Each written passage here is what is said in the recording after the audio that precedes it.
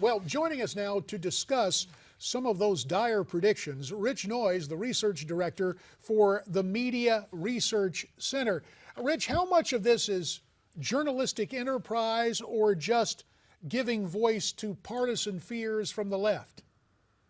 Well, I think you can see it, looking at these predictions now that 2015 has arrived, you see that they were so much either prejudice or sensationalism or just pure fantasy.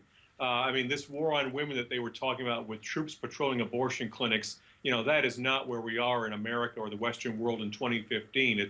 We're debating about whether contraceptives and abortifacients need to be paid for by taxpayers and insurance companies so that they're free for everyone, not just accessible, but free.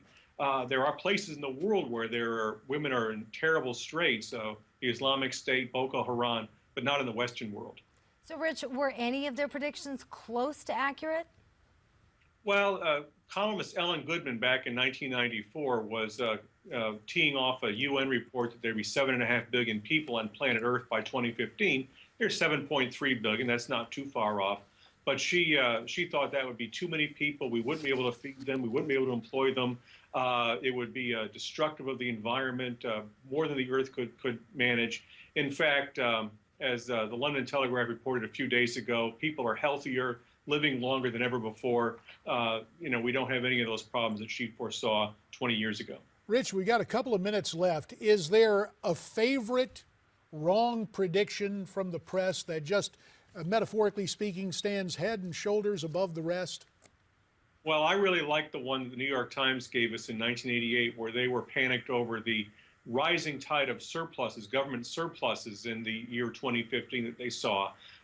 They saw $500 billion surpluses in Social Security assets over $7 trillion, and a national debt below $7 trillion. In fact, Social Security has been in deficit for the last 4 years, $71 billion the last time they reported. Social Security assets are below $3 trillion, and that national debt is more than $7 trillion just for the Obama years, $18 trillion overall. So way, way, way off. So, Rich, I'm just wondering, from your vantage point, have you heard anything this year about the partisan war on the Hill? With 30 seconds, are the columnists and the reporters on Capitol Hill describing all-out war and this new Republican majority being some sort of retrograde entity there on Capitol Hill? Well, what they're doing is they're warning Republicans that this is their chance to prove they can cooperate with President Obama. Remember, Republicans won the last election. They have the voter mandate. It's Obama and his philosophy that was punished at the polls. And the media are trying to turn that on its head and warn Republicans they've got a chance now to get along with the Obama agenda. So they're turning reality upside down all over again. Rich Noyes of the Media Research Center, gazing into a crystal ball that is left lurching and somewhat murky. We appreciate that, Rich, as you tell us about famous journalists' predictions. Right. Well, as the new Congress looks forward to the year 2015, sometimes you have to look back before you move forward, right? Let's take a look back to 1995. Well, why Just not? One more time. 20 years ago today, that's like a Beatles lyric, but there's a young member of Congress, despite the triple chins, J.D. Hayworth of Arizona, the little guy on his lap, 13-month-old John Micah Hayworth, who is now 21.